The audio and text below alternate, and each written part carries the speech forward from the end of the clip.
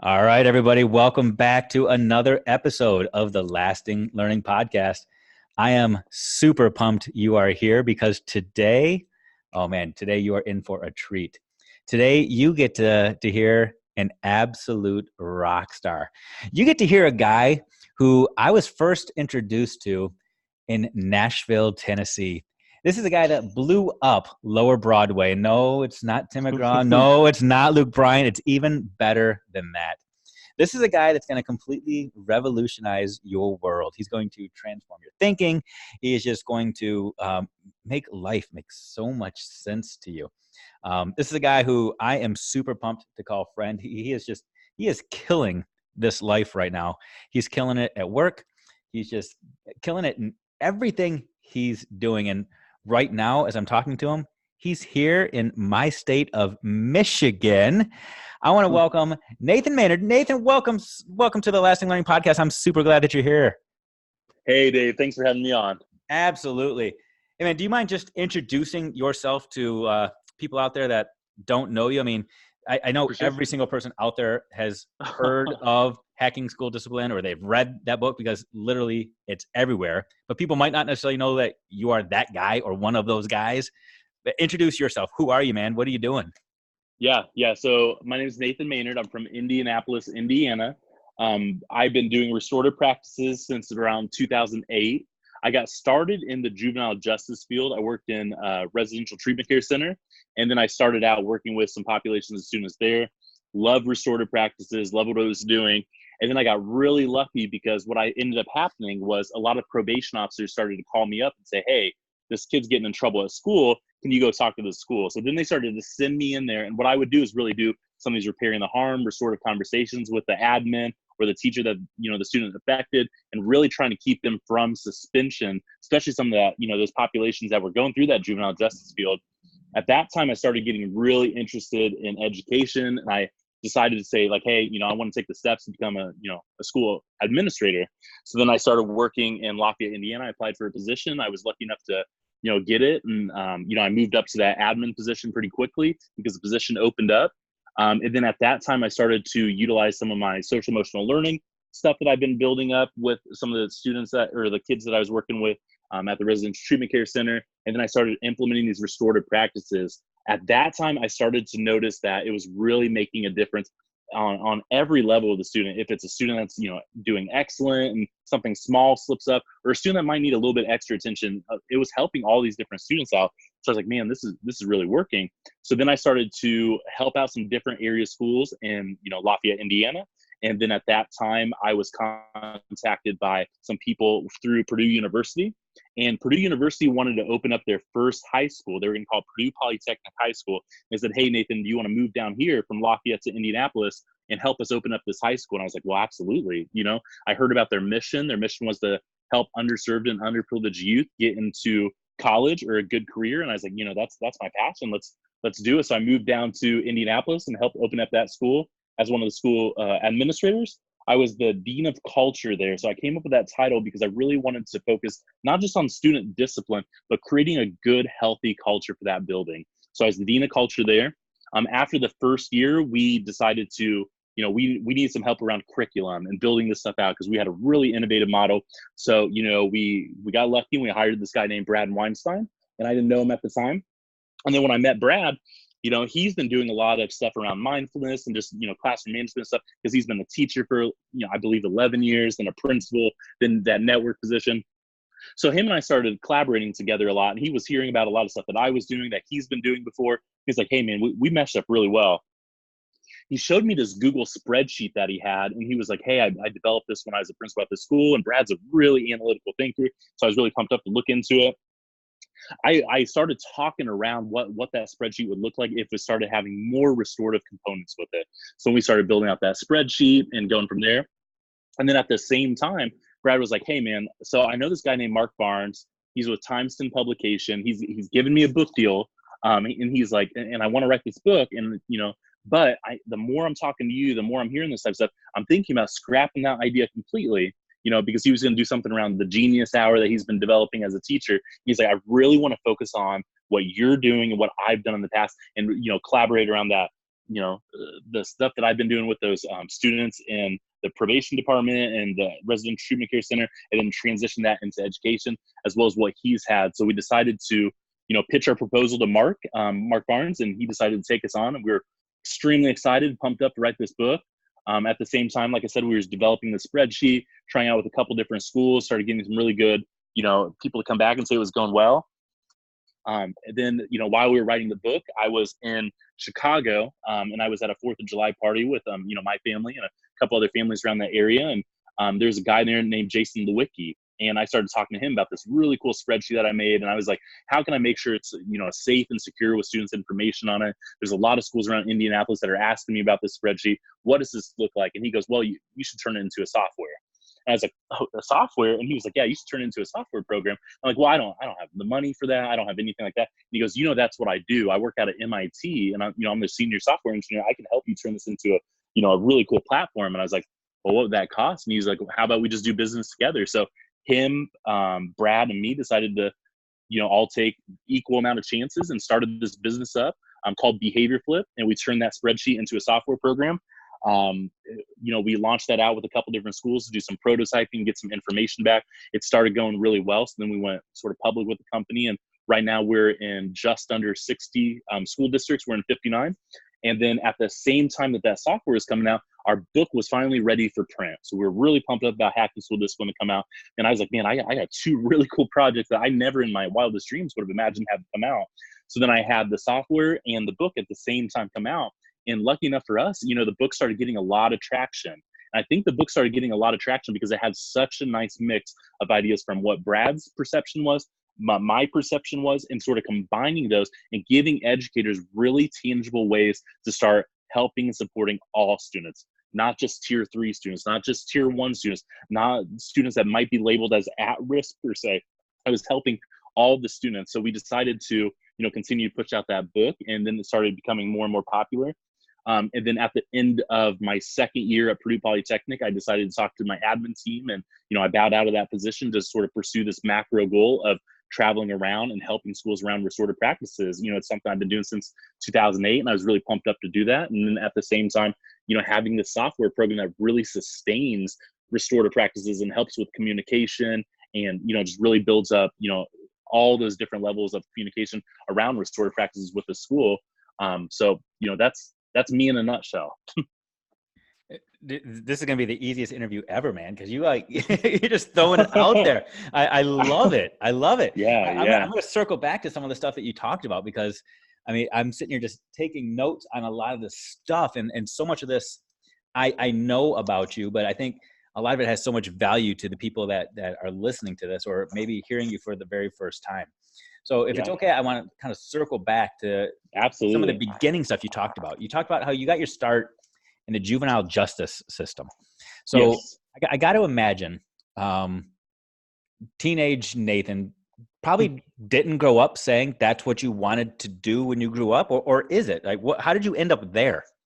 Yeah, and that's a great question. I had a really good experience in 8th grade that I tell everyone that's what changed my life. I was going down a path that like I say, typically labeled students at risk. I would probably hit most of those criteria.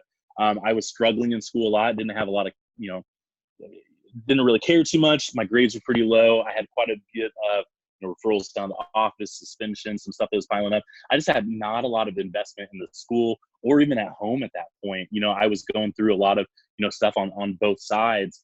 My grandfather helped raise me a lot, and he's an immigrant from Italy. So we had sort of that, being from a small town in Indiana, just going through sort of the ups and downs of that and just growing up. And, I remember in 8th grade, I was sitting it was an in-school suspension room, and there was a teacher in there, and it was a math teacher. And I remember I didn't have him. Like, I didn't know him very well. Like, I know of him. I didn't know him. It was just him and I sitting in that room. I remember he looked over at me and he goes, "Nathan, do you want to live in Marion, Indiana for the rest of your life?" And I remember feeling so insulted and be like, who is this guy? Because Marion's it's not horrible, but it's not the best really place to, be going. And, it's something that I think he could really tell, from just people in the area, that it's just not something that, you want to maybe live in your whole life, or sort of my goals. So he asked me that, and I was sort of insulted, and I was like, no. And I, sort of looked at him, and he goes, the path that you're going on, it's going to be really tough for you to move out. You're going to end up, you know, you could possibly live with your parents, you could possibly do this stuff. And he was saying all of these things that I did not want to happen. And they were like my worst nightmares. I was like, what, live with my parents after 18, or do this or not have this? Like, you know, so I started getting nervous. And then I finally, and he sat there for a little bit, and I sat there and we were quiet. And then he looked over at me, and he, you know, he didn't say anything. And I go, so what do I do? And he looked over at me and he goes, man, you're at a good spot right now. He goes, next year you're starting high school. There's something called a GPA. And I was like, and he explained to me what a GPA was. He explained to me what college was. He explained to me about student loans and how to go up, because I had no idea about any of that type of stuff. And he really helped give me some foundation for a goal that I had in my head. Now looking back with this restorative lens, he was creating something that Brad and I talk a lot about called cognitive dissonance. He was linking my behaviors to a goal and having me connect the dots. At the time, I couldn't connect the dots. Acting out in school, not really doing the best in grades and struggling isn't going to get me out of Marion, Indiana. So, you know, he proposed that without maybe even knowing that that's what he was doing with this cognitive dissonance, and it really opened up my eyes. And then after that, I went into high school, and, you know, I worked my butt off, and I graduated close to the top of my class. And, I can say that I got, you know, close to a perfect score on the SATs even. I mean, like, I was trying anything I could do to get into college. I was like, I have to do that. And I took out the student loans, and I pursued college. And when I went to school, I, didn't really know for sure what I want to do. So I decided to go down the pre-med route. And my first major was analytical chemistry, and I loved chemistry, and I was really pumped up for it. I got a really good passion for that, at the end of my high school career. And then I decided to change that up a little bit because I heard about something called behavioral neuroscience. And I was like, man, neuroscience sounds cool. I love behavioral stuff. I sort of had a passion myself around, learning why people do certain behaviors just from sort of the way that I was raised. So I decided to pursue behavioral neuroscience, and I finished up that degree, which also met those pre-med prerequisites. At the time, me and one of my really good friends, his name's Thomas Shum, him and I were, getting ready for the MCATs. We're doing all of these different steps to really pursue that next step of going into, med school or applying to med school. And then I started working part-time at this place called Carey Home for Children. And is for, it's a residential treatment care center for, Department of Child Services placements or probation placements. And I saw so much of myself in those kids. And every time I'd go to work, I just felt more and more and more connected to those kids. And the more I was like, man, this is where I'm at. This is what I want to do. So as soon as I graduated, instead of, pursuing that, med school, applying for that, I applied for a full-time position at Carey Home. My first position over there actually was with the violent and sex offender unit, which again, as a 21-year-old is scary. You don't really know about this population, especially as a kids that are going into this. So it really got me to learn how to seek to understand behaviors and give every kid a fresh start to say, okay, what do I need to do to support them right now? Because again, when you hear some of these different behaviors, you might be appalled and you might be upset. But again, when it's a student or it's a kid, what can I do to really support them and work them up and give them what they need to be successful down the road, and not look at it as something where I'm going to put my emotions into it and get upset. It's putting my emotions into it to say, I need to support them. So that's really what gave me that passion. And then from there, it turned into this. I mean, that's a powerful story. It's almost like since that encounter in eighth grade where you felt like your destiny was completely changed, and you were given not necessarily a second chance, but almost a rebirth or a way to reshape your destiny. That's become your life mission to do for others. Absolutely. There are so many other people who have been cast off, and I feel like you're out there now trying to save them and give them a second chance. Is that an accurate statement, or is that just hyperbole? Yeah, I don't really look at it as saving. I look at it as saying, I want people to have the skills that benefited me when I was in eighth grade. I want everyone to be able to know how to talk to a kid, be able to work through what's going on, and be able to give them that fresh chance every single time they walk into your classroom, because you really have no idea when you're going to change someone's life.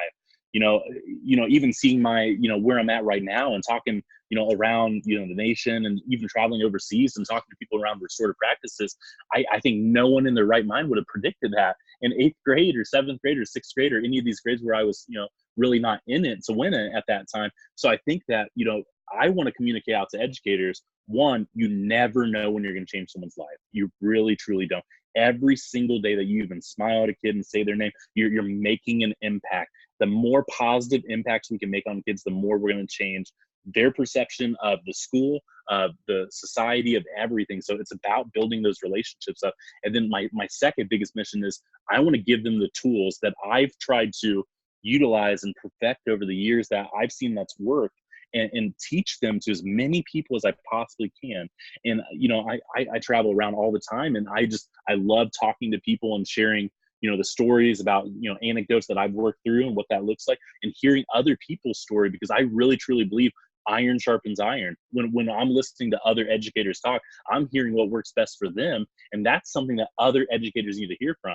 So Brad and I even started a Facebook group called Hacking School Discipline, just to get, so that name out there a little bit more. And, we had a lot of people join right away. And if you look at some of the posts, it's all them helping each other out and saying like, hey, I have this happen in the class. And then you see 30, 50 comments on there of really cool things that in my right mind, like I never would have thought of. So like, I feel like my platform is not about just sharing what I think's best. It's about giving every educator that voice and saying, if you're doing something that's working, share it. Let's work together. Let's get better, because again, we're all in it for the same reason. Let's help kids be successful. Let's help them have the life they deserve, and help them, go down that route that, they want to go down.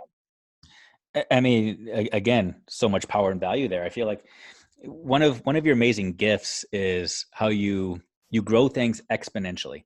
And when you and I met down in Nashville, we were at the AMLE conference, and we spent a little bit of time just having some fun and talking and socializing. And one of the things I really appreciated about you is you come across as this amazing listener. You are a guy with tremendous insight and a tremendous intellect and a tremendous gift, but you are a listener first. And I feel like that's kind of what you're doing now. You're saying that one of your gifts, or one of the things that you're trying to do, is amplify the voices of others through the platform that you've been given. And you've been given this pretty big platform. And I mean, if I can just kind of quantify some of this a little bit, just so people understand what we're talking about here.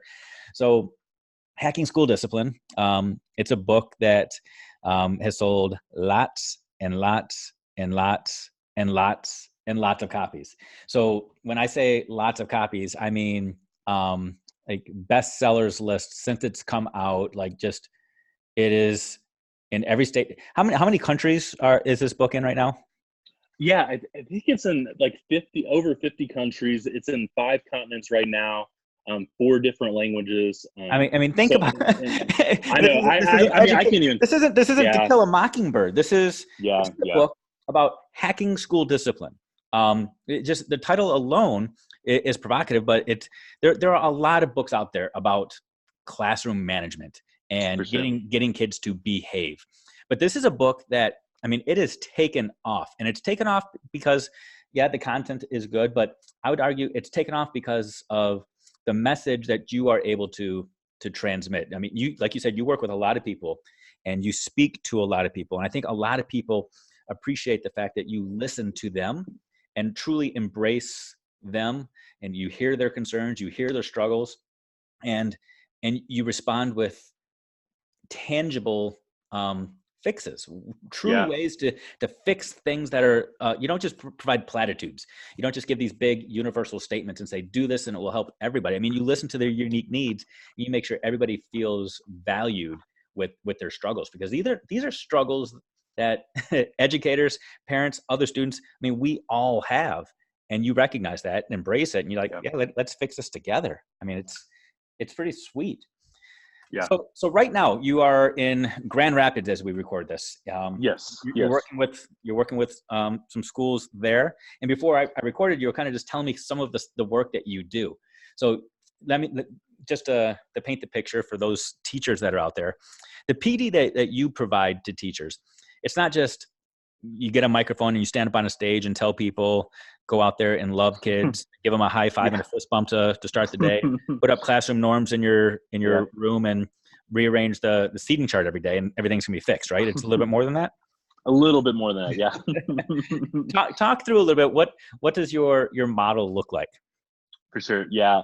And before we do any, come into a school district, Brad and I really push hard to get some phone calls ahead of time to talk about what's currently working, what's currently might need some adapting, what's some new ways that we can start sprinkling in some stuff to change sort of that climate or that culture if it's not conducive for happy teachers and happy students. So what does that really look like?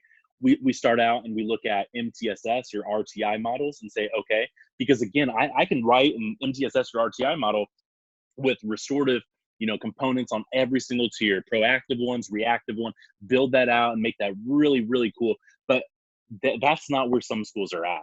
So when we first come in, can I pause you right there? Can you yeah, define restorative practices for those people that have never heard that before? And it just dawned on me, we've been using that term a lot here. And there might be some people that are saying, wow, that sounds cool, sounds fancy, but what is restorative practice? What is a restorative practice? Yeah. And again, I think every podcast, everywhere I've spoken, I've said something different. And I think that, and I think there's something to say there because again, it's big because I want it to be simple. Right. When someone does something wrong, think about who they affected and how they can fix it with them. Because when you're looking at something happening, it's what's the harm caused and to whom, and what can they do to fix that? That's as simple as it is. Relationships are at the core. So anytime there's a relationship harm, you need to build that back up. But with restorative practices too, the International Institute of Restorative Practices, which really got this going in the 80s. And, there's a couple different guys that came up with that script that, I had a chance of actually meeting one in Belgium, a while back. And I was honored to talk to him and sort of share my practices. But, what they really wanted to do was focus on the proactive nature of behavior management. They said it's 80% of the time relationship building and proactiveness, and then 20% of the time reactiveness. I think a lot of people, when they first hear restorative practices, they say, well, if you do something wrong, you got to fix it, and that's it. And that's the core of it. But again, there's all of this proactive nature. It's got to be that 80% proactive, 20% reactive. Awesome. Thank you for sharing it. Okay, now, of course. Carry on. I apologize.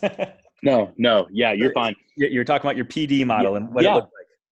Yeah. So, when we're going in there, going in sort of seeing where they're at, let's say it's a school that they're interested in restorative practices. They may have done a book study. They may have read the book and they're like, okay, where do we get going from here? What we do is when we first come in there, we're going to go over a little bit of just advanced around the book. So breaking down some of those different tiers in the book about preparing the harm, circles, how you do mediation, how to talk to the kids, some of that SEL components, some of the mindfulness, whatever that looks like for that school. We talk to the school admin, then we make it about that. Brad and I have so much built up around the book, as well as stuff that we've done outside of the book, we're putting together. So we wanted to really be focused on that school specifically.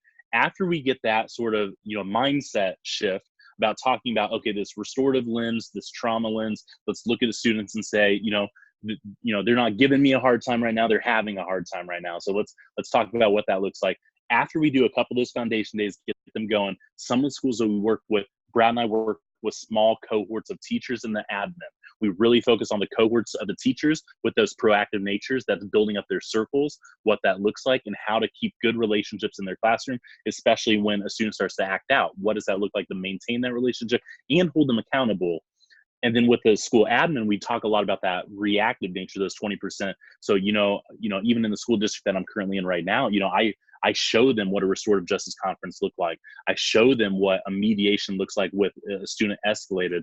There's a school district in, Lauderdale, Tennessee that Brad and I have been working very close with multiple of those different schools. And there's a middle of the PD. Brad and I were talking to a group of the teachers, and the principal came in and he waved at me. And I was like, okay, Brad, hold on one second. And Brad was speaking at the time. So I walked out.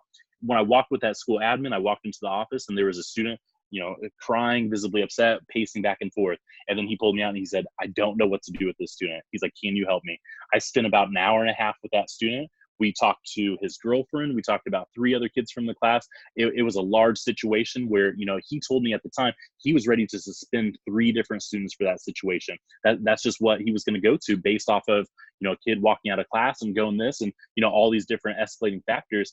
After we spent about that hour and a half and talked to those 4 different students. And again, that's hour and a half is a lot of time, but again, we went to 4 different students. We were able to squash it, figure out that it was something about, the student was having some issues with his girlfriend overall, and, some stuff that was going on in the home. We were able to, resolve this with all the other students that were sort of stirring the pot. And then we were able to squash it. And then no students were suspended, and they haven't had an issue with that student after that. And then the principal came up to me after that and he goes, Nathan, I've never went that deep.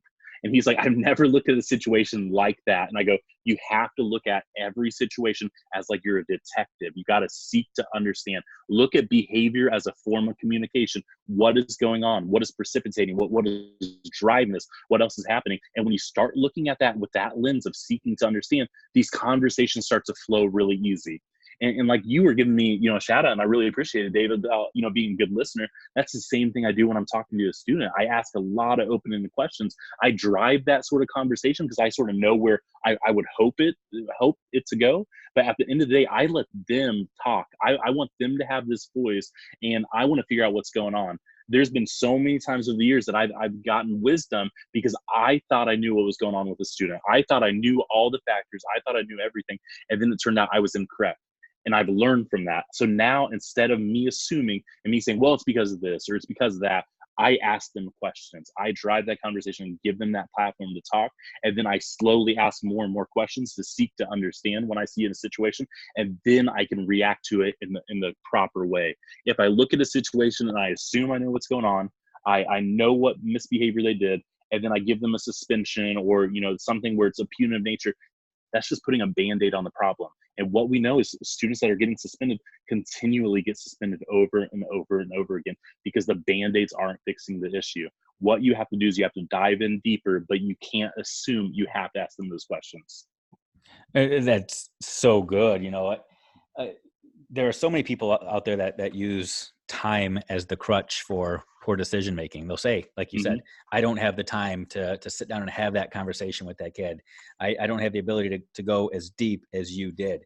But I'll be honest, I'll call BS on that, and I'll take a different slant on it. I do a lot of work with curriculum and standards and the teaching and learning side of it, and we see the same kind of arguments with teaching and learning these days, where I would argue depth matters more than simply covering a bunch of standards.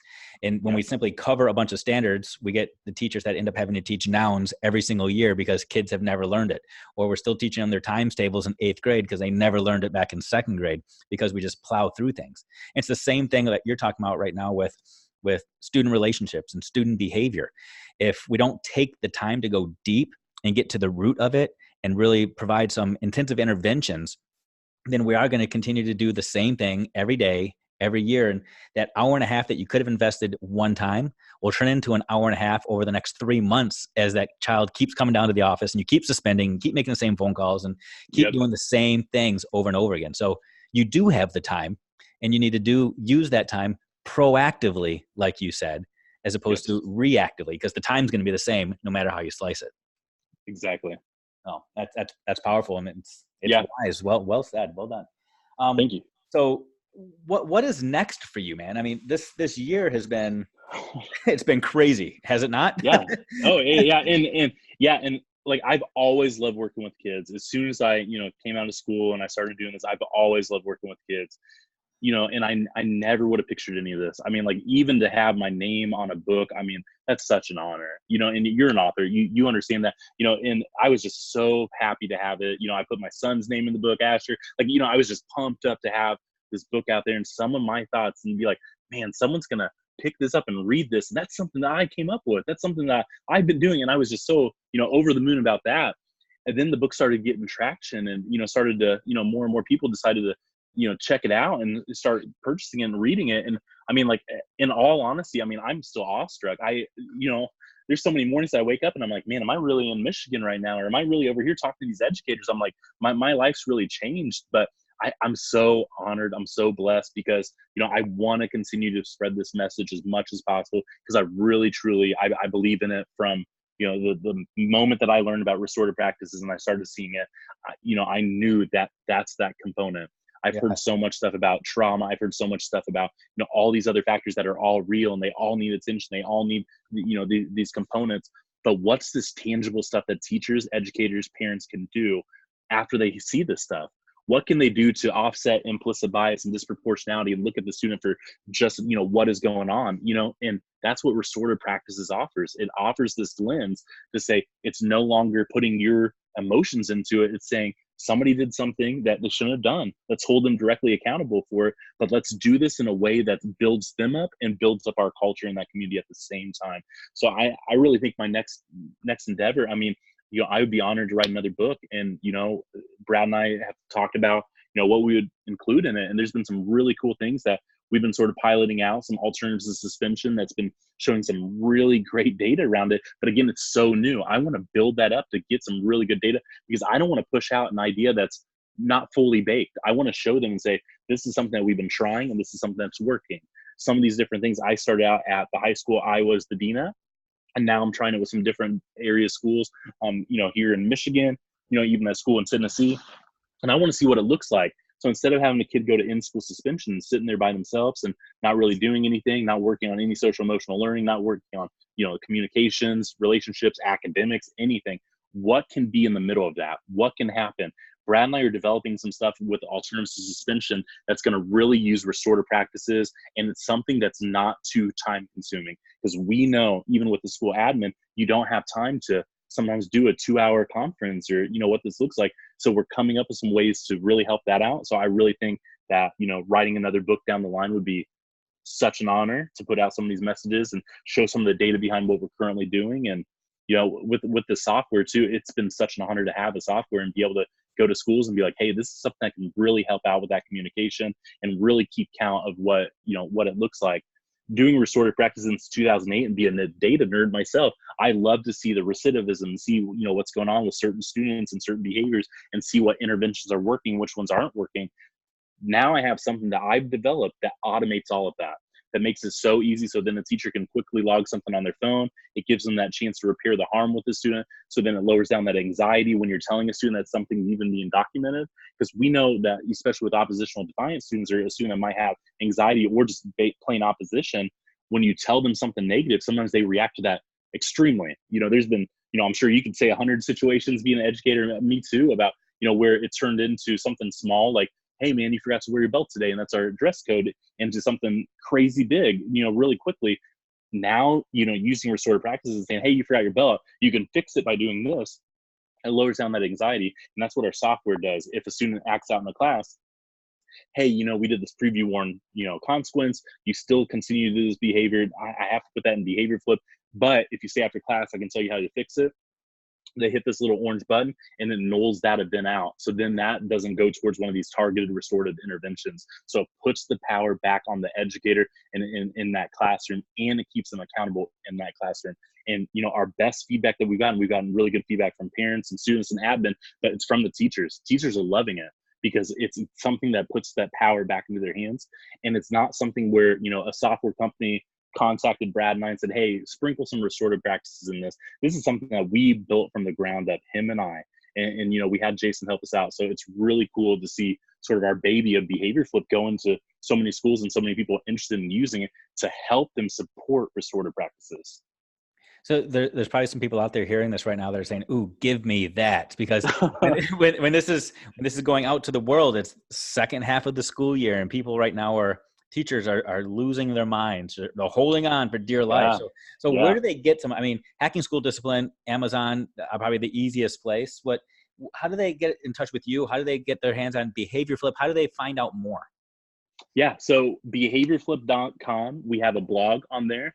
We offer some free resources just so you can check out that blog or check out the software. One is 101 circle prompts. So a lot of people that start doing these circles, they're like, I don't know what to talk about for the full year. I love to do the circles. It seems really easy, but what do I ask him? So Brad and I put together 101 circle prompts. And when I'm talking about iron sharpening iron, a lot of those are pulled from schools that we've traveled around the nation for. And we've heard something good. And we're like, hey man, let's add that to the list. So we got 101 free circle prompts on there.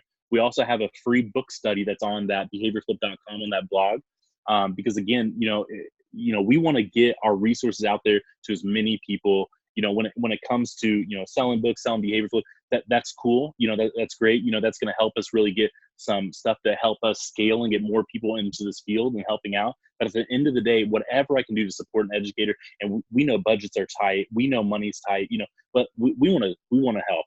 So reach out to me. I mean, I get Twitter messages all the time. My handle is just @Maynard.edu. I get a lot of emails. My email is just Nathan@behaviorflip.com. And I get them from parents and I get them from educators saying, hey, I got this, situation going on, and this is my passion. I mean, I spend time every evening answering those emails and those messages whenever I can for any situation. I mean, like I'm here to support people. It's I love doing the consulting. I love doing this type of stuff. But at the end of the day, connect with me. I want to brainstorm and come up with what's best. And again, I'm not all encompassing and all knowing. I have my mindset, but again, I'm a very open person. So, let's iron sharpen iron. You have a really good idea. I would love to give you some credit for it and talk around the country about that type of stuff. And we have people that write guest blogs for us on Behavior Flip and really gets their messages out, because again, I don't want people to look at us as just these two guys that wrote this book and they're, knowledgeable in what this looks like. I want them to say, man, they're giving so many awesome educators that voice into the field about stuff they're doing that's working too. And I think that's what it's all about, helping other people.